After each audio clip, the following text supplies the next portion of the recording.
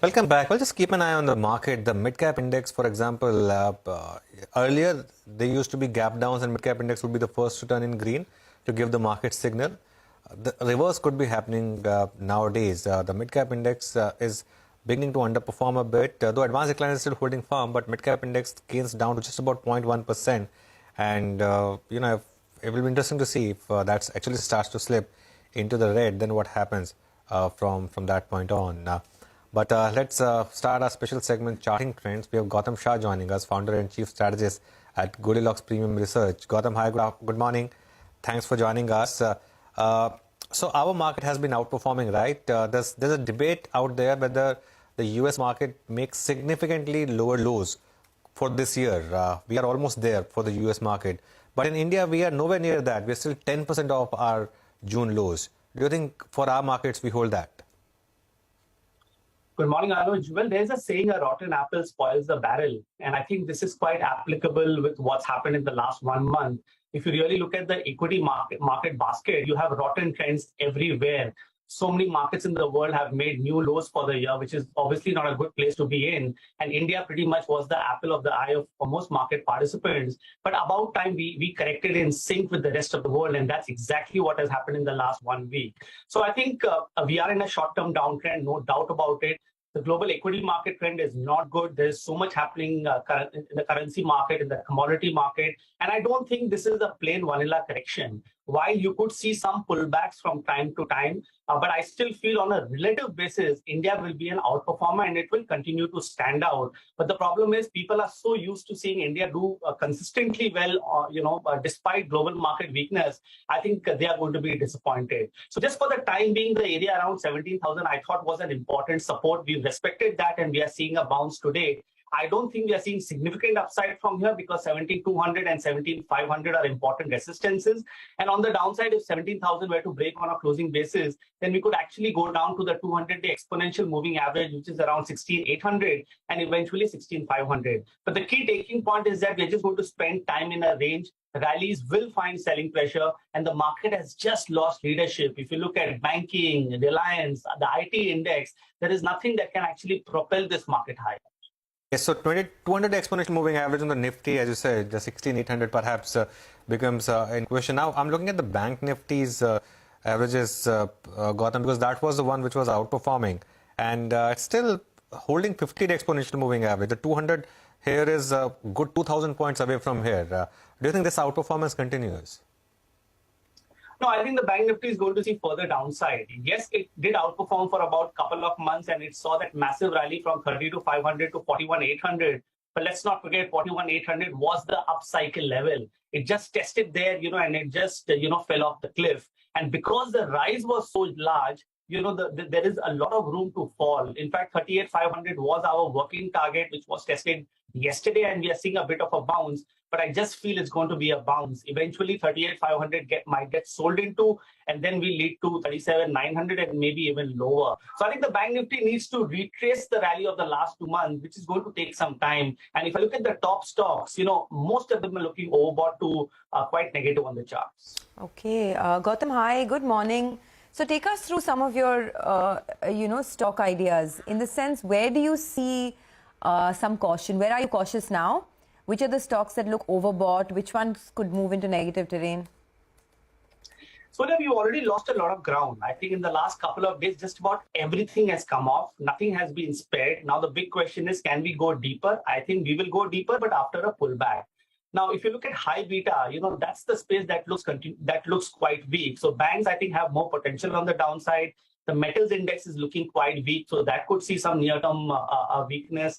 Capital goods, which had a great rally for the last 3 months, is also looking quite weak. Some of the other financials, on an overall basis, I think are looking quite weak. And Reliance Industries, unfortunately, a stock that did not do well in the good times is getting, hit very badly on the way down. And it just seems that this stock is going to take the market down further. So I think some of these pockets, which are pretty much high beta, is where, weakness is what I see. Right. Any levels in mind broadly for aggregate indices, Gautam? Hi, good morning. Eventually, where you think that we will get to by the end of it? It's a very dynamic world, Prashant, but I think I'm more keen on looking at what the US does from here because, our working target on the S&P 500 was 36, 36.50. We have tested that yesterday, and I think it's been a very big down cycle for that market. And it is because of this US market behavior that India has eventually fallen. We really don't have as such any concerns to be falling very, very big from these levels because, mind you, 13,000 crores is still coming in every month. And therefore, I think that's going to cushion the fall at any point of time. But if 3600 on the S&P stays protected for the time being, then I think there is a possibility of a bit of a bounce. But broadly, if you were to ask me over the next couple of weeks, I think we're going to spend time between 16.5 and 17.5. Okay. The problem pocket for the market has been the Nifty IT, Gautam. Despite the last couple of days of relief rally, that clearly is in a bear market now. And after good, very strong 3-year bull market as well, do you think it needs to give up more gains from here on and, before it becomes sort of buy again on charts? Because on a longer term chart, it would still look a bit extended, right? I would actually have a slightly contrarian view, Anuj, because I don't think it needs to give up more gains. If you look at most of the top stocks, they are down 40-50% from their highs. I know if you look at it in the context of the entire rally of the last 2 years, it might still seem small, but without any major change in fundamentals, we've already seen a very, very large drop, particularly in mid-cap IT. And I think this outperformance of the last 1 week and the fact that 26,500 has actually held out in such a difficult environment gives me some positive vibes that maybe this index is trying to bottom out. Again, no clarity on the charts, so there is no momentum, there is no reason to buy for the short term. But if you're a long-term investor looking at value, looking at risk reward, IT might be a good place to be buying at these levels. What about ITC? I know we keep talking about IT, but ITC has really taken the top honors, right, this year. You see a further uptrend there, or do you think that now, the run is done and perhaps it's best to just take profits? I think we are halfway into its run. I think there is clearly a lot more upside for that stock. I think we've been a big bull on ITC for the last 1 year now. And we have it as one of our long-term picks, and I think it will continue to rally. The kind of relative strength the stock is showing is fabulous. So ITC and HUL, I think, are two stocks that I think will try and hold this market from time to time. And if you have to buy relative strength, you buy into them. So the key takeaway is stay invested and use these market dips to top up in these stocks. I think they are going to do much bigger things because the underperformance carried for many, many years. So outperformance cannot just continue for 6 months. Okay. Have you tracked some of these moves in cement stocks, Gautam, of late? Yes, Anuj. In fact, just a couple of weeks back, we actually covered 2 cement stock ideas, both linked to the Adani Group, ACC and Ambuja. And I think, they have a good future from a medium-term to long-term perspective, purely from a charts perspective. I think we like the way it's setting up. This market correction is a good opportunity to top up in them. So yes, go ahead and look to initiate longs in both these spaces. And even as a basket, look at what India Cements has done, JK Lakshmi. I think some of these structures are very good for the medium term. The problem is the market is not supporting right now. The moment the market supports, I'm sure cement will come back well. All right, Gautam, we'll leave it there. Thank you very much. It's always a pleasure having you with us here on the program at CNBC-TV18. Thanks indeed.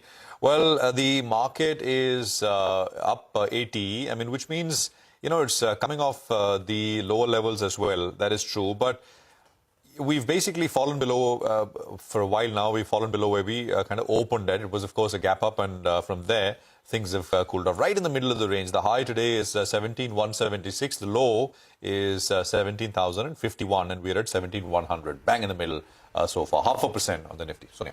Absolutely. So, he was talking about IT stocks, right? Yeah. So let's get the focus back on that. KPIT Technology, interestingly, has had a good run in the last 15-20 days after it made an acquisition. It acquired a Europe-based company in the automotive prototyping business. It's called Technica Engineering for 80 million euros. Kishore Patil, who's the co-founder, managing director and chief executive officer at KPIT, joins us now. Mr. Patil, always a pleasure speaking with you. Thanks a lot for joining us on the channel. I wanted to just ask you first and foremost, you will get the benefit of 5 months of Technica in FY23 itself. So will this change your FY23 guidance in any way? Earlier you had said that the volume growth would be in the range of 25%, constant currency revenue growth 18 to 21%. Any change in those numbers at all? Certainly, I think this is something which was not factored in the our guidance and outlook. So this will certainly do that. What we will do generally is once we are very clear about the date on from which it starts getting consolidated at the end of the quarter, we generally will give that outlook on this specific part. And absolutely, this will be something additional to what we had predicted earlier. So can you give us any indication of how much would this add? I mean, how much would you look to scale up, if at all, your guidance for the full year? Yeah, I think that is something we will be in a position to give a handle at the end of the quarter.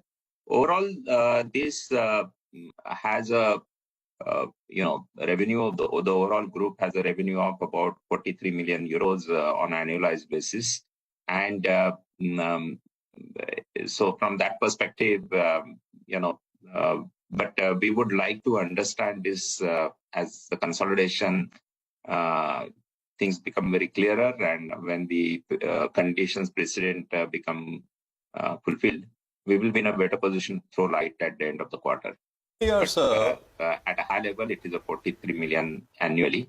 That's what will be the impact for next year. So for the full year, there are some estimates which suggest that this acquisition may add about 12% to your revenues.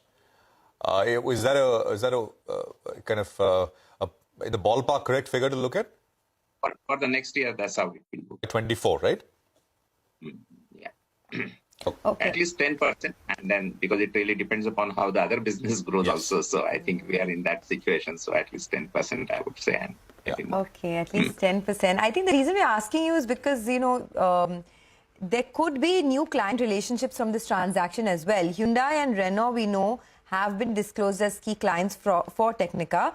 Were they your existing clients, or will they come on as new clients for you? And any other clients that you see, I mean, any visibility for future? I would not like to talk about a specific client, but what I may say that there are their largest clients, which are also our T25 clients, as we call. So there is a synergy, but it is a complementary. I think they are working in an area which we are not working. So in two of the large accounts, I think that's where there is a complementary. So in line with our strategy about T25, that will strengthen these accounts and make us our market share will go up in these two accounts. And in addition to that, there are a few notable disruptors they work with, and that's something we are very excited about. And that will help us, in line with our strategy. What we discuss is, apart from T25, we'll look at certain disruptors and see leading disruptors so that we can start working with them. Mr. Patil, suppose this acquisition, European exposure goes up further, right, to about 40% for you? It is not necessarily like that. They do have revenues from USA, but absolutely majority of the revenue come from Europe, and there are certain revenues which come from US. Okay. No, how are things looking? I mean, Europe is, of course, facing a severe slowdown in many markets. Could you talk to us about? And of course, there are lots big currency moves as well, right? Yes, absolutely. So I would reflect on this question in two ways. One is the market size. We haven't seen anything, and I've been shared it in the past. I think the revenues. We see the client interaction, client engagement, client momentum not being impacted much.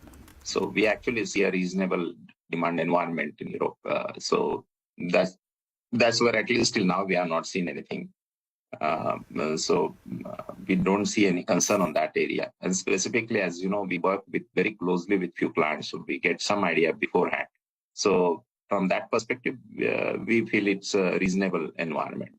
And the currency, sir? On the currency, yes. I mean, the currency changes happen, few quarters here and there. But I'm sure it will ultimately have to look at the overall global landscape. And where which is the most significant currency cross for you? Euro INR? Yeah, I mean, cross MNS, we do a direct this. So euro is there, but I think the only benefit I may say is because of nearshore and etc. Most of the costs are also in euro for this acquisition. Okay. I think the reason why Prashant is pressing on that is because a lot of global companies, especially OEMs, have indicated of some pain, right? I mean, Ford recently spoke about $1 billion of costs because of the supply side issues as well as inflation. So that just begs asking whether global OEMs are cutting down on their client spends or not. You think that would be the case? Absolutely. Absolutely. They are under pressure. They have to cut down on cost on manufacturing. They have to cut down on the cost on their capacities.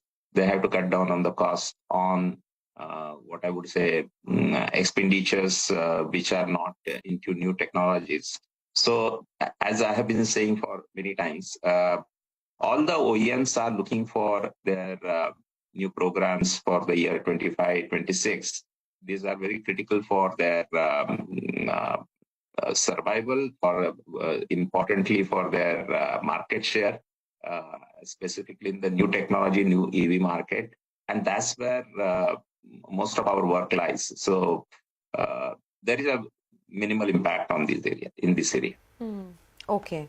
Also, as you said, right, I mean, you are looking very selectively at acquisitions, especially companies that have perhaps disruptors in their clientele list, something like Technica.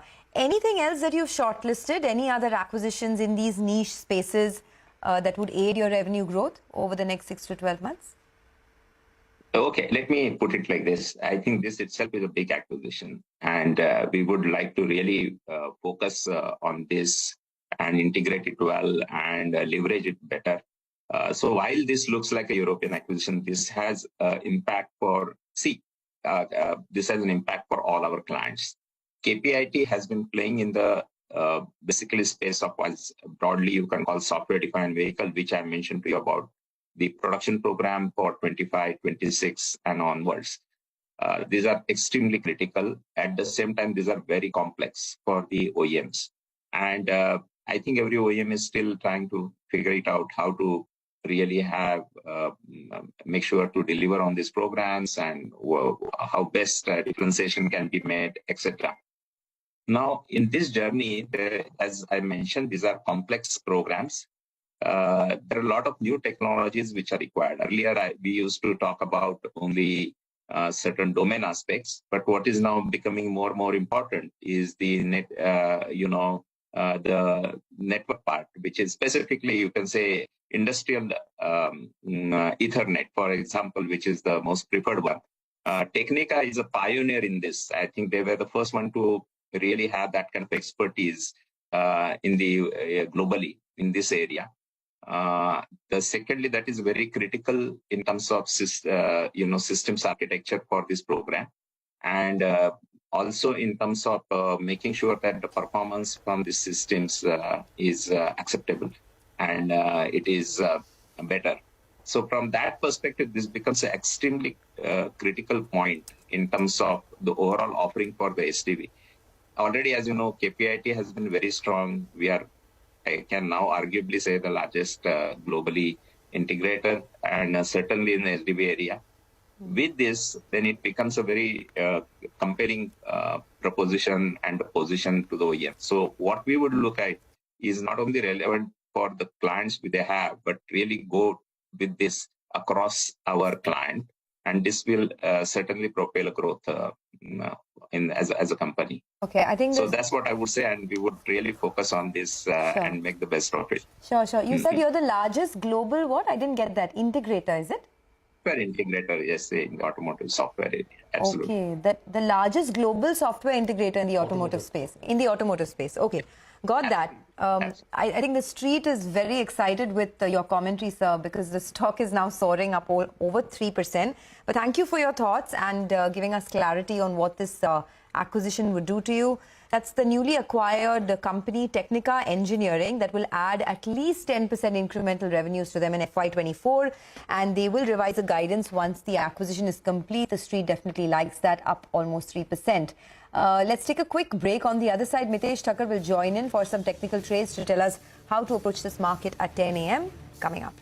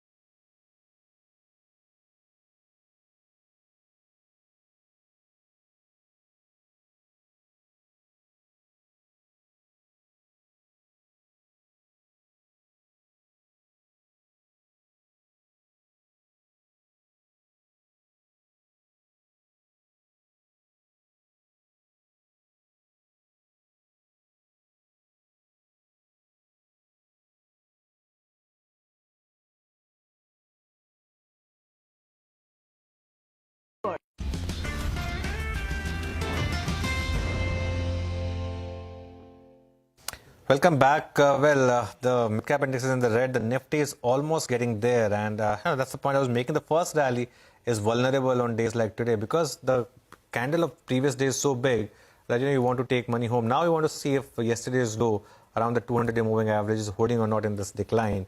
So let's ask Mitesh what he's made of the first hour. Mitesh, so the first rally is getting a bit sold into, especially on the Nifty. Your thoughts now on whether this is an area to buy once again or sell rather, and what would be your stock calls? So no, I think that approach can continue. Yesterday we had a high of 17,196. Today we got a high of 17,176. So I think around 17,200, 17,250 is the gap area. I think closer to 17,200, sell and then try to cover it around the 17,000 mark. I will now add fresh shots below 200 average or on a bounce back. I'm still not in mood to buy. So I'm not very convinced about the fact that we'll see a reversal from this 200 average level. But my belief is that either we'll break it or maybe after a couple of days of bounce backs and heading towards 70, 200, 250 zone. From there, we'll have a fresh decline, which will see us trade below the 200 average. So in the short term, the outlook is negative. Right now, I have one buy and one sell call. HUL is still on the buying side. It's breaking out. That's a buy with a stop below 26.75 for targets of 27.60. While on the sell side is JSW Steel. Keep a stop at about 6.55. Look for targets of 6.10. Mitesh, thanks a lot for those calls. Lever is a buy, JSW Steel is a sell. Talking about steel, let's shift focus to commodity markets. Then Manisha is joining in. Manisha, good morning. What are you tracking? Anuj, I'm looking at the metal prices because we are looking at a mixed to slightly weaker trend even now for many of these metal prices. So when you look at the US dollars, which is trading at a 20-year high, there is pressure that has continued for many of these metal prices there. But as mentioned, like equity, like currencies, there is a bit of a stability that we are seeing in metal space as well. But the hawkish central banks and the latest statement coming in from the European Central Bank saying that they will continue to hike interest rates is weighing onto the markets. And this is to lower inflation at the cost that the global markets could be going into recession. I mean, that's a fear that we are working with right now.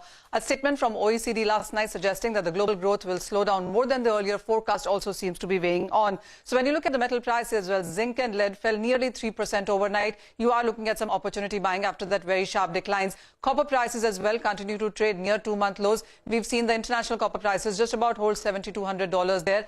When you look at the LME copper inventories, they have gained up by 25% in the last 15 days itself. And that tells you that the on-ground demand seems to be suffering as well. So when you look at aluminum prices, we are trading at an 18-month lows on this. It was between, pardon me, it was between Jan to March that we saw aluminum prices rally by nearly 40%. But from its all-time highs, we are down by nearly 46% as we speak right now. While the Chinese aluminum production is near record highs, but the demand is suffering. And the Europe, even as 50% of capacity is not on, the demand there as well is on the weaker side. This tells you that the spot market demand also is weak, as the aluminum prices are 25% lower than the June quarter average price as well. So there are declines there. But there are various factors which seem to be supporting markets as well. One is the Chinese stimulus, where they have invested 1.8 trillion yuan in infra projects. The second thing to watch is the Chinese holidays itself from 1st to 7th of October. So some physical demand seems to be coming back into the market. And the third important point really is about the inventories that you are looking at in the global markets. So when you look at the total LME, CME, Shanghai inventories, overall metals are just about at 2 lakh tons, which is lowest in decades. And that is something that you could be looking at supporting metal prices going forward. Various investors, banks suggest that when you start buying into metals, copper perhaps is the first one that will see a rebound with the kind of supply deficit that we are looking at into this one. But this is what we've done in the last 1 week in sense of metals. It has been all in the negative, anywhere between 5 to 10%, as you can see. And markets do believe that it is still sell on upticks in case of metals. For longer term, copper is something that almost everybody seems to be still betting on. All right, Manish, thanks very much for that. Commodities under pressure. They've been for a while.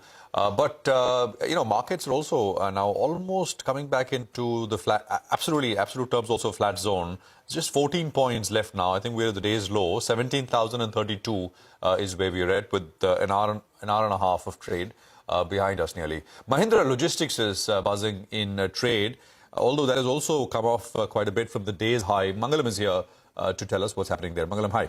Well, that's correct. So there has been a positive development in Mahindra Logistics. The stock sitting with a gain of almost 3%, mildly off highs with the market. But remember, they've gone ahead and made an acquisition.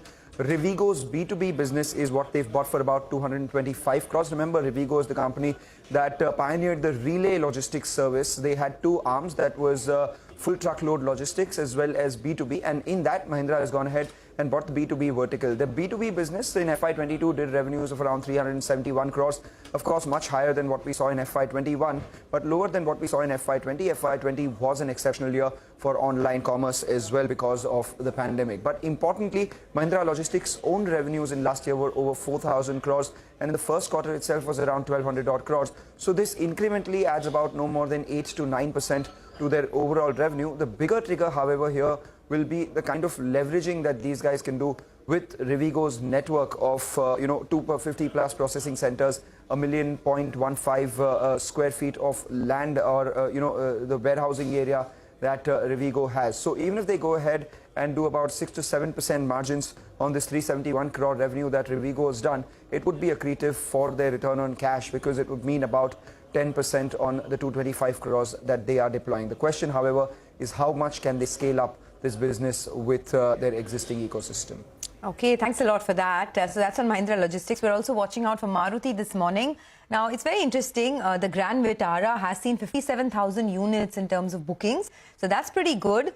But the pricing is slightly higher than the Toyota Hyryder, which is the next competitor that has recently launched. So the pricing is, it can go all the way up to almost 20 lakhs for the high-end model, and it's 50,000 more than the Toyota Hyryder.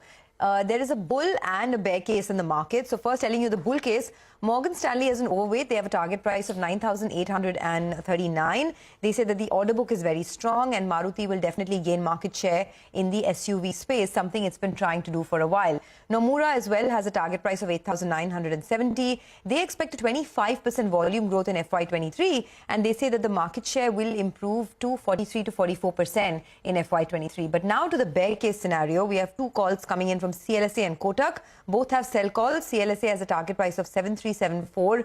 They say that the pricing is not that great. It's higher than the Toyota Hyryder, and there's so much competition in the mid-size SUV space that it will not be able to gain significant market share in this segment.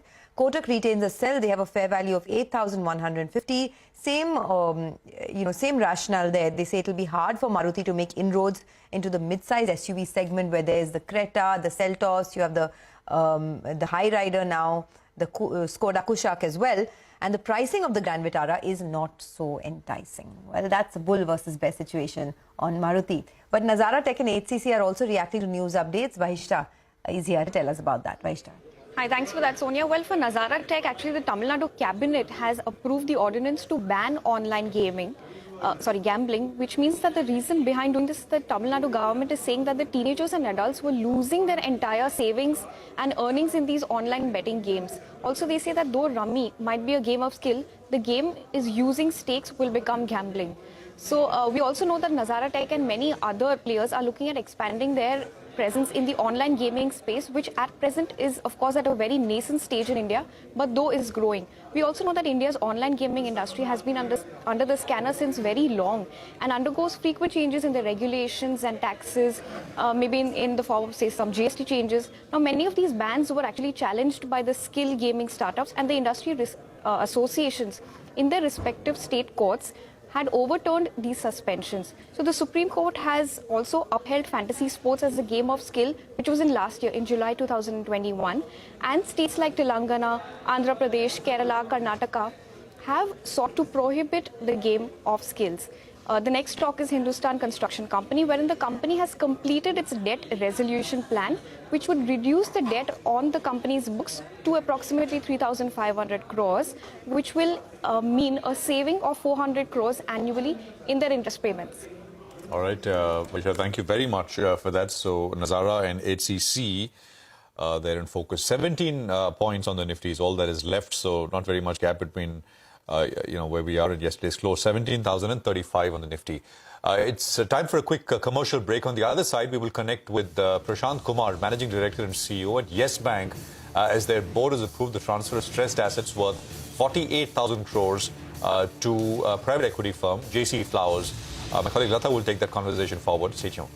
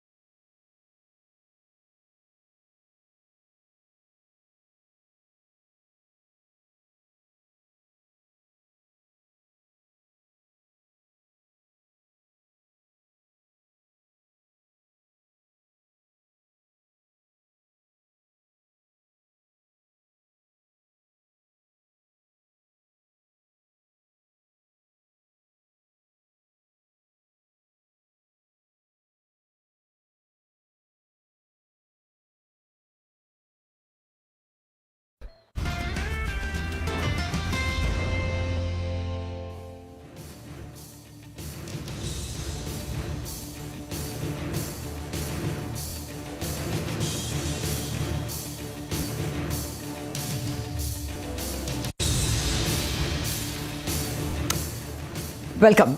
Yes Bank is all set to sell its 48,000 crore NPA portfolio to JC Flowers ARC for 11,183 crore.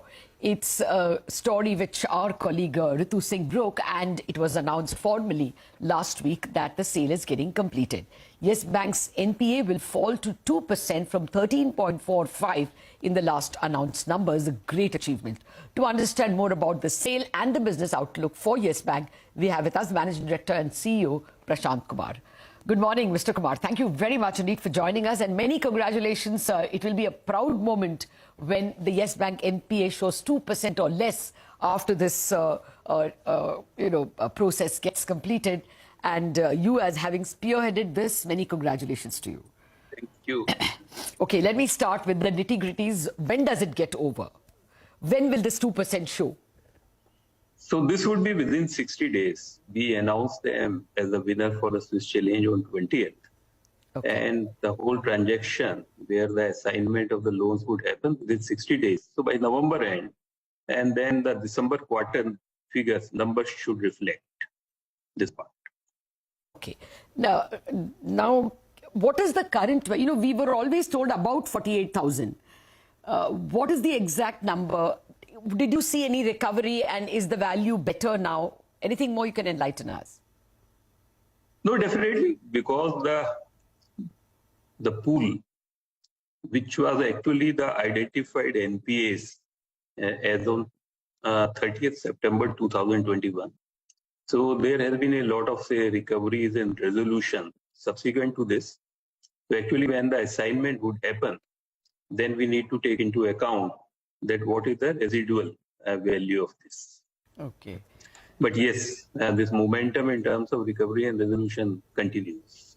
So they are paying, the sale is happening for 11,183. They will pay you cash 15% upfront, right? Right. So you get some 1,600 crore. Exactly. That is a write-in, or from that you pay 350 crore to buy the stake? No, so basically stake is a separate thing. We would be participating up to 19.99, and for which we require regulatory approval.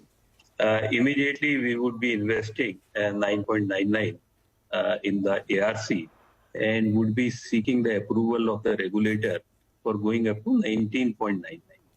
So the assignment would happen, and once the assignment would happen, then immediately they would pay us the 15% cash and 85% the SRs. Yeah. No, now, so 1 minute. If you're only going to take 9.99, that means you have to only right now pay about 175 crores to them. Exactly. Okay. Exactly. So this write-in of about 1,500 crore, therefore, the money that is coming in, that, how does it get treated in the P&L? Will you take it as provisioning and therefore bring down your NPAs further? How will it impact your December P&L? So actually what is going to happen, that this cash would reduce our SR. So when we would be holding the security receipt to the extent of cash, we would reduce our holding of the SR. So issue is more in terms of how we would be bringing down the SRs in our book. So ultimately the NPAs are being converted into the SR, which comes on the investment side. Okay, but you already had some SRs, isn't it? You had SRs of 622 crore. Right. In addition, you are going to get SRs for this 11,000 crore. Exactly. Okay, so a part of that gets reduced because of this 1,600 crore coming in. Exactly. Okay. Yeah. So when we get your September 30 results, it will be very much a continuation of your 2Q results, of your Q1 results. The real change of NPAs and provisioning will be seen in the December results, correct? Right. It would be reflected in the quarter 3 results. Okay. Why do you want this 20% in the ARC? I mean, the current ARCs have not had a great record of overturning assets. Why this desire to hold 20%? So past does not mean that we cannot be successful in this part. All right. Actually, like if you see last 2 years within bank, we have been able to successfully recover and resolve almost 13,000 crores. And the kind of resolution which we are seeing even during the current year, I think we believe that we can play a very, very important part in the entire landscape. And we would like this ARC not a vehicle to resolve only Yes Bank issue, but also in terms of coming out a creditable ARC into the Indian market space. And we would also like to acquire the stress asset from other banks. Okay. Now coming to the other restructuring scheme which you entered into in June of 2020, that ends in March 2023. What happens at that time? The banks can sell their shares, is it? What other changes will happen when you exit that scheme? So on 13th of March, actually, when we would exit the scheme, the locking of shares, that would be unlocked. It means all our stock would be available for the normal transaction, like any other bank. And that would be the end of the restructuring scheme for the bank. Okay. Would you fear a fall in share price at that time because technically more people can sell the shares? Yes, but we are not worried. To be very frank, I think because of the kind of progress which bank has made, we are not worried, and we believe that actually the investors will get a good value.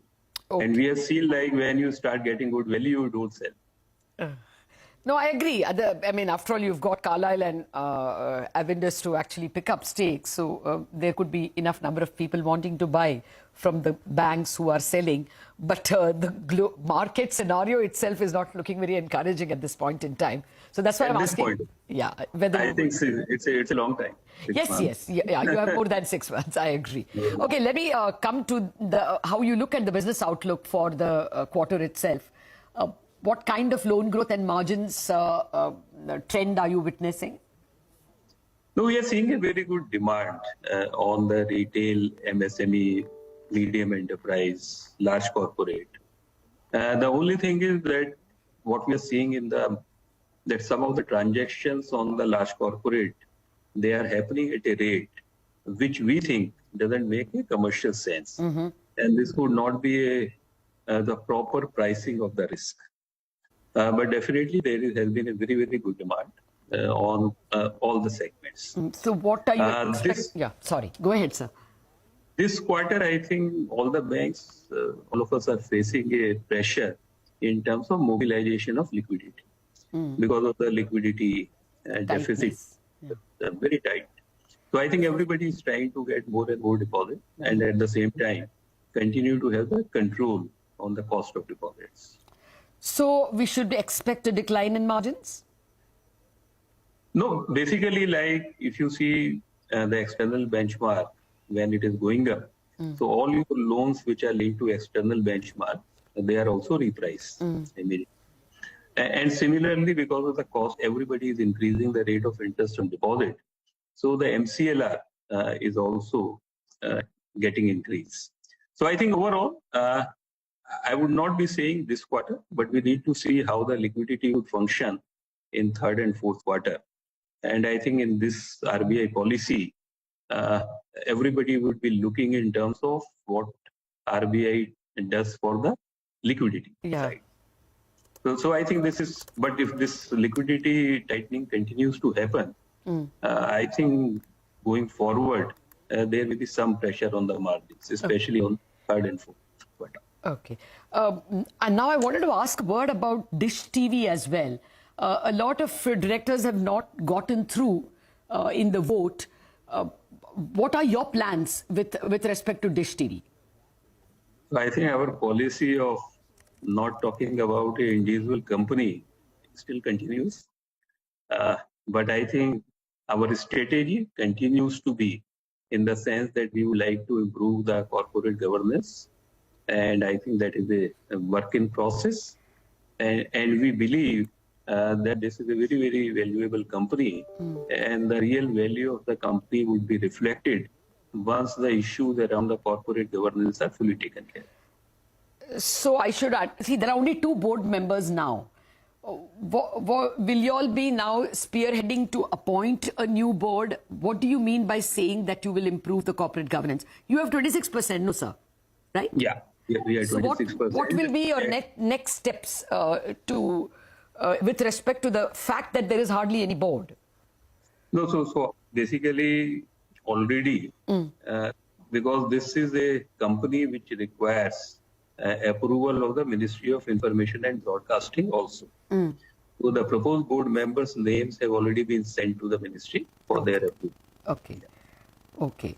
But at some point you will exit, isn't it? So you expect it to be up and running and then exit? What are your plans? I mean, this is a Yes Bank question. As a bank, we have absolutely no interest in running a company like Dish TV or any other company. We are more focused on our own banking franchise. Okay. Okay. All right. You want to give me a number on loan growth? So first quarter, it was around 14%. And I think we should see the similar trend. Okay. All right, sir. We will leave it at that. Thank you very much indeed for joining us. Once again, many congratulations and all the very best for the future as well. Thank you. Thank you so much. Thank you very much for joining us. Okay, we have some more statements coming in. The Department of Economic Affairs Secretary, DEA Secretary Ajay Seth was speaking at North Block on the recent fall in the rupee. Our reporters have been able to ambush him. Let's listen to what he had to say. It is not a concern, and is the view which we are expressing is overblown. Because if you recall that about 2 years back, when the reserves were of the same order, even then the discourse coming out in media, etc., and even by even other informed persons, was that we have adequate reserves when they were 2 years back. Now, yes, there has been a depletion because of the inflows have come down, and at the same time the trade deficit at a higher level. But I don't see as a concern. India has a fairly large reserves. So on borrowing, you are having a borrowing calendar, sir. You're having a borrowing calendar. So, I mean, do we expect a debut of one green bonds in some form and fashion in H2 calendar? And so, will you be, broadly on track in terms of your quantum and within the limits, because your fiscal is in a good position? Calendar should be out on 1st of October, and as the due date for that activity. And at this point of time, not only on this point of time, we are absolutely clear that the roadmap for fiscal consolidation, along with the support what the fiscal has to provide for spurring the economic activities through the capex route, that is, we are on track, fully on track. As far as, so we don't intend to, I'll say that path will be adhered to. So there's no need to overshoot any, that we are well on to that aspect. Now your question of green bond, there's an important announcement of the budget, and that will happen. Sir, as part of H2 calendar, sir, if we may ask, or later, at some point in time? This announcement is for the current fiscal year. So where is the doubt? Sir, is there any quantum that has been assessed? That what will be the quantum of the green bond? We'll have wait for till the entire thing is out, because one should be careful about it, that green bond is not like a vanilla borrowing, which is for the general purpose. It is being taken for a specific purpose. So there has to be very clear framework, there has to be clear communication to the potential investor, and that has to be consistent with what the global best practices are. So when will you put your framework out, sir, on green bonds, sir? Pardon? When will you put your framework out on green bonds? When you plan to, aim to? It should be coming next month. Okay, that's a wrap on Bazaar. Chartbusters up next.